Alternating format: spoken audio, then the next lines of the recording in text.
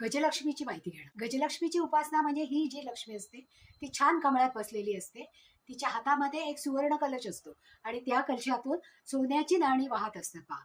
आणि तिच्या दोन्ही बाजूला दोन गज असतात, म्हणजे हत्ती असतात, आणि ते हत्ती आपल्या सोंडेतून त्या लक्ष्मीवर अभिषेक करत असतात. आपल्याला जर गजलक्ष्मीची उपासना करायची असेल तर हत्ती पोचण्याचे सामर्थ्य आपल्यामध्ये निर्माण व्हावं. म्हणजे आजकालच्या काळामध्ये आपल्याला जी सर्व भौतिक सुख हवी असतात ती सगळी प्राप्त करण्यासाठी जर आपण या गजलक्ष्मीची पूजा अर्चा उपासना ही जर केली, पंचोपचारे पूजा करून जर आपण तिला नैवेद्य दाखवला, तुपासारखा नैवेद्य या लक्ष्मीला अतिशय आवडतो, तर तो नैवेद्य दाखवायचा आणि तिच्यासाठी मंत्र जप करायचा की ओम गजलक्ष्मी नमः.